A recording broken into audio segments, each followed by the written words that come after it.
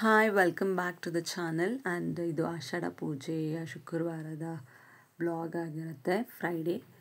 And ನಾನಿಲ್ಲಿ ನಮ್ಮ ಮನೆಯವರಿಗೆಲ್ಲ ಪೂಜೆ ಮಾಡಬೇಕು ಅಂತ ಬೆಳಗ್ಗೆನೇ ಎಲ್ಲ ರೆಡಿ ಮಾಡಿ ತಿಂಡಿನ ಫಸ್ಟು ಬಾಗಿಲೆಲ್ಲ ತೊಳೆದು ಇವಾಗ ನಾನು ಸ್ಟಾರ್ಟ್ ಮಾಡ್ತಾಯಿದ್ದೀನಿ. ರಂಗೋಲಿ ಎಲ್ಲ ಹಾಕಿ ಅವ್ರನ್ನ ಕಳಿಸ್ಕೊಡೋ ಅಷ್ಟರಲ್ಲಿ ದೊಡ್ಡವನಿಗೆಲ್ಲ ಕ್ಯಾರಿಯರೆಲ್ಲ ಪ್ಯಾಕ್ ಮಾಡಿದ್ಮೇಲೆ ನಾನು ಕಸ ಎಲ್ಲ ಗುಡಿಸಿ ಹೊರಡೋ ಅಷ್ಟರಲ್ಲಿ ಪೂಜೆ ಅವ್ರು ಸ್ಟಾರ್ಟ್ ಮಾಡ್ತಾರೆ. ಬಂದು ಅಷ್ಟರಲ್ಲಿ ಇದೆಲ್ಲನೂ ರಂಗೋಲಿ ಹಾಕಬೇಕಾಗತ್ತೆ. ಯಾರೇ ಒಬ್ಬರು ಮನೆಯಿಂದ ಈಚೆ ಹೊರಡಬೇಕಾದ್ರೆ ಸೊ ಅದು ನೋಡ್ಕೊಂಡು ಹೋಗೋದ್ರಿಂದ ಒಳ್ಳೆಯದು ಅಂತ. ಆ್ಯಂಡ್ ಪೂಜೆ ಮಾಡೋರು ಡೈಲಿ ಹಾಕೋದ್ರಿಂದ ಒಳ್ಳೆಯದು. ಸೊ ಇದೊಂದು ಸಿಂಪಲ್ ರಂಗೋಲಿ ಆ್ಯಂಡ್ ಎಲ್ಲರಿಗೂ ಗೊತ್ತಿರುತ್ತೆ. I just want to share you the video. Yes, rangoli ಎಲ್ಲ ಸಿಂಪಲ್ ಆಗಿದೆ. ಆ್ಯಂಡ್ ನಮ್ಮದು ಸ್ವಂತ ಮನೆ. ಆಮೇಲೆ ಎಲ್ಲ ಗುಡಿಸಿ ಮೆಟ್ಲಿಗೆಲ್ಲ ಹಾಕಿದ್ಮೇಲೆ ಇಲ್ಲಿ ಈಚೆನೂ ಪಾರ್ಕಿಂಗ್ ಸ್ಲಾಟ್ಗೆ ಹಾಕಬೇಕಾಗಿರುತ್ತೆ. ಆ್ಯಂಡ್ ಫ್ರೈಡೇ ಪೂಜೆದು ಶಾರ್ಟ್ ವಿಡಿಯೋಸ್ ನೋಡಿರ್ತೀರ.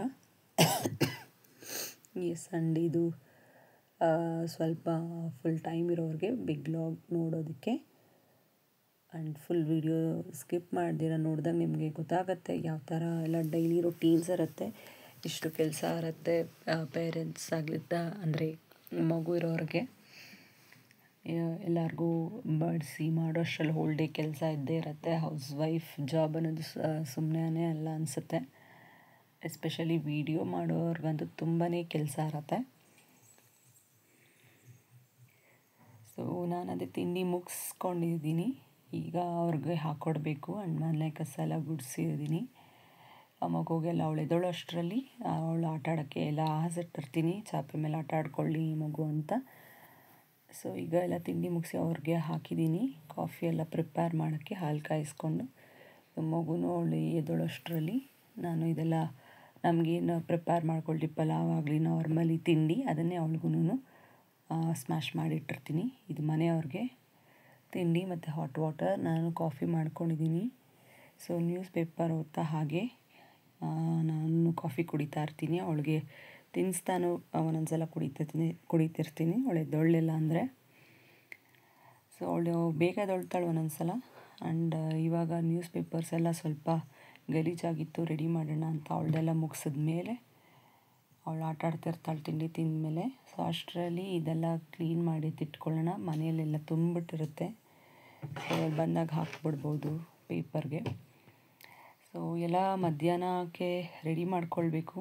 ಇವಾಗ ಅವರ ಲಾಗಿನ್ ನಮ್ಮ ಹಸ್ಬೆಂಡ್ ಮಧ್ಯಾಹ್ನ ಇರೋದ್ರಿಂದ ಅವ್ರು ನೋಡ್ಕೊಳ್ತಿರ್ತಾರೆ. ಸೊ ಹಾಗಾಗಿ ಮಧ್ಯಾಹ್ನನೇ ಸಾಂಬಾರೆಲ್ಲ ಮಾಡಬೇಕಾಗತ್ತೆ. ಸಾಂಬಾರು ಪ್ಲಸ್ ಪಲ್ಯ ಎಲ್ಲ. ಸೊ ಪಲ್ಯಕ್ಕೆ ನಾನು ಇದು ತೊಗೊಂಡಿದ್ದೀನಿ,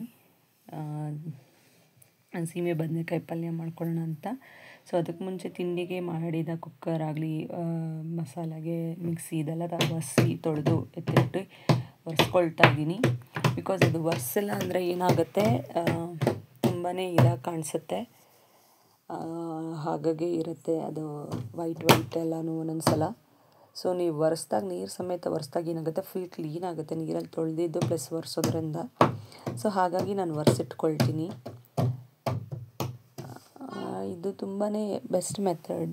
ಆ್ಯಂಡ್ ನಿಮ್ಮದು ಮಾಡರ್ನ್ ಕಿಚನ್ ಆಗಿದ್ದರೂ ನೀವು ಒರೆಸಿಟ್ಕೊಳ್ಳೇಬೇಕಾಗುತ್ತೆ. ಬಿಕಾಸ್ ಆ ವುಡ್ಡೆಲ್ಲ ಹಾಳಾಗುತ್ತೆ.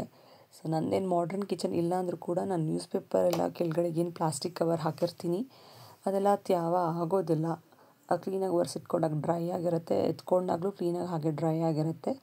ಆ್ಯಂಡ್ ಈಗಿನ ಯೂಸ್ ಮಾಡುವಾಗ ಇನ್ನೊಂದು ಸಲ ವಾಶ್ ಮಾಡಿ ಯೂಸ್ ಮಾಡೋದರಿಂದ ಹೆಲ್ತಿಯಾಗೂ ಇರುತ್ತೆ. That is what. ನೀವು ಈಚೆ ಎಷ್ಟೇ ಕೊಟ್ಟರು ನಿಮಗೆ ಈ ಥರ ಕ್ಲೀನಾಗಿ ಹೈಜೀನಾಗಿ ಮಾಡೋರು ಯಾರೂ ಇರೋಲ್ಲ ಮನೆ ಬಂದುಬಿಟ್ರೆ. ಆ್ಯಂಡ್ ಮನೆಯಲ್ಲಿ ಮಾಡ್ಕೊಂಡು ತಿನ್ನೋದು ತುಂಬಾ ಒಳ್ಳೆಯದು. ಆಬ್ವಿಯಸ್ಲಿ ಈಚೆ ದುಡಿಯೋರ್ಗೆ ಆಗೋದಿಲ್ಲ.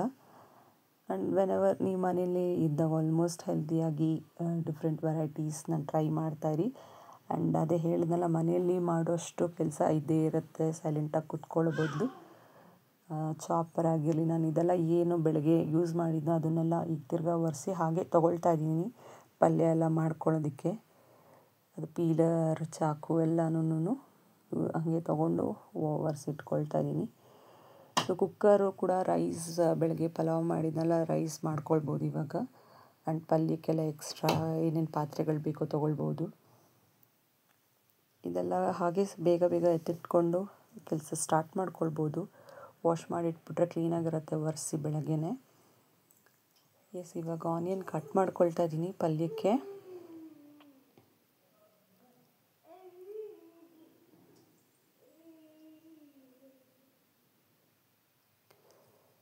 ಸೊ ಪಲ್ಯಕ್ಕೆ ನಾರ್ಮಲಿ ನಾವು ಒಗ್ಗರಣೆ ಹಾಕಿ ಈರುಳ್ಳಿ ಹಾಕಿ ತರಕಾರಿ ಹಾಕಿ ಬೇಯಿಸ್ಕೊಳ್ತೀನಿ ನಾನು ಅಷ್ಟೇ. ಸೊ ಸಾಂಬಾರು ಆಲ್ರೆಡಿ ಇತ್ತು, ನೆನ್ನೆ ಎಕ್ಸ್ಟ್ರಾ ಮಾಡಿದೆ. ಅದಿದ್ದಿದ್ದರಿಂದ ಇವಾಗ ಪಲ್ಯ ಚಪಾತಿ ಮಾಡ್ಕೊಳ್ಬೇಕು. ತಿರ್ಗಿ ರಾತ್ರಿ ಅಷ್ಟರಲ್ಲಿ ಖಾಲಿ ಆಗುತ್ತೆ. ಸೊ ರಾತ್ರಿಗೂ ಈಗಿನ ಪ್ರಿಪೇರ್ ಮಾಡಲೇಬೇಕಾಗತ್ತೆ.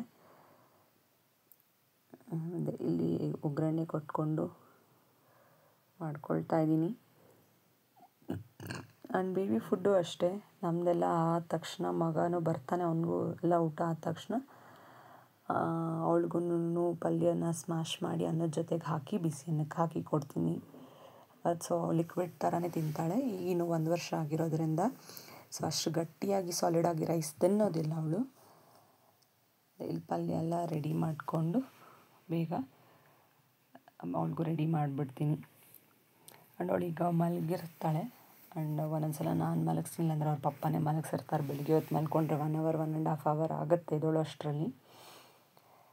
ಆ್ಯಂಡ್ ಇಲ್ಲಿ ಚಪಾತಿಗೆ ರೆಡಿ ಮಾಡ್ತಾಯಿದ್ದೀನಿ. ಸೊ ಇದು ಫಸ್ಟ್ ಹಾಫ್ ಆಗಿರುತ್ತೆ ನಂದು. ಅವರು ಲಾಗಿನ್ ಆಗೋಷ್ಟರಲ್ಲಿ ಎಲ್ಲ ಲಂಚೆಲ್ಲ ಪ್ರಿಪೇರ್ ಮಾಡಿ ಕೊಡಬೇಕಾಗತ್ತೆ. ಸೊ ಇಲ್ಲಿ ನಮಗೆ ಮತ್ತು ನನ್ನ ಮಗನಿಗೆ ರೆಡಿ ಮಾಡಿದ್ದೀನಿ. ಇದು ಮಗುಗೂ ಕೂಡ ಅವಳು ಇದ್ಮೇಲೆ ತಿನ್ನಿಸೋದಕ್ಕೆ ರೆಡಿ ಮಾಡಿರ್ತೀನಿ. ನಮ್ಮದೆಲ್ಲ ಊಟ ಆದಮೇಲೆ ಅವಳು ಅವ್ರ ಅಣ್ಣ ಬರೋ ಅಷ್ಟರಲ್ಲೇ ಎದ್ದಿರ್ತಾಳೆ. ಅಷ್ಟರಲ್ಲೇ ಮಲಗಿ ಎದ್ಬಿಟ್ಟಿರ್ತಾಳೆ. ಸೊ ಇಬ್ಬರು ಆಟ ಆಡ್ತಿರ್ತಾರೆ. ಈಗ ಅವ್ರ ಅಪ್ಪನ ಜೊತೆ ಕೂತ್ಕೊಂಡು ಅವಳು ನೋಡ್ತಿದ್ದಾಳೆ ಹೇಗೆ ತಿಂತಿದ್ದಾರೆ ಅಂತ. ಆ್ಯಂಡ್ ಅವಳಿಗೂ ಫೀಡ್ ಮಾಡಿದ್ದೀನಿ ಇವಾಗ. ಆಟ ಆಡ್ತಿದ್ದಾಳೆ. ನಮ್ಮದೆಲ್ಲ ಮುಗಿದ್ಮೇಲೆ ಅವರು ವರ್ಕ್ ಫ್ರಮ್ ಹೋಮ್ ಇರೋದ್ರಿಂದ ಮೇಲೆ ಕೆಲಸ ಮಾಡ್ಕೊಳ್ತಾ ಇರ್ತಾರೆ. ಸೊ ಇಲ್ಲಿ ಫೀಡ್ ಮಾಡ್ಕೊಂಡು ಅವಳು ತಿನ್ನಿಸ್ತಾ ಟಿ ವಿ ನೋಡ್ಕೊಂಡು ಆಟ ಆಡ್ತಿರ್ತಾಳೆ. ಎಲ್ಲ ಮುಗಿದ್ಮೇಲೆ ನೆಕ್ಸ್ಟ್ ಬ್ಲಾಗಲ್ಲಿ ಈವ್ನಿಂಗ್ ತೋರಿಸ್ತೀನಿ ಹಾಗೆ.